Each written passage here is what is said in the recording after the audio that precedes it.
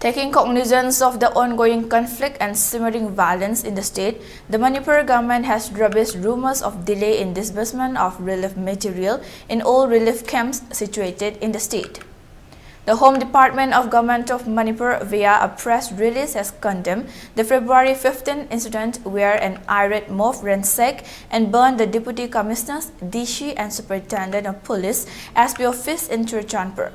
12 trucks or buses parked in the office complex were also vandalized, 2 of which were also carrying relief material for relief camps in Churachandpur districts. Moreover, the mob also torched the official residence of the DC Churachandpur. Even the national flag is reported to have been disrespected in the incident.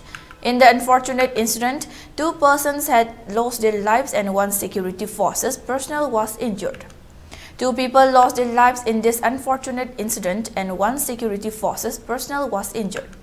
The Indigenous Tribal Leaders Forum ITLF issued direct threats against the DC and SP of Churachandpur district, even giving an ultimatum of them to leave the district.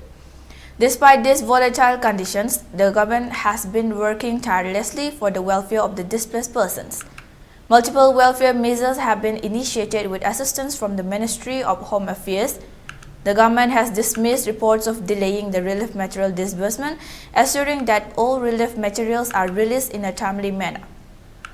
However, the ransacking and burning of the DC's office and residence, including all the official records or documents, has caused hurdles. The government has initiated the process of reconstruction of the damaged documents and is committed to ensure timely relief to all.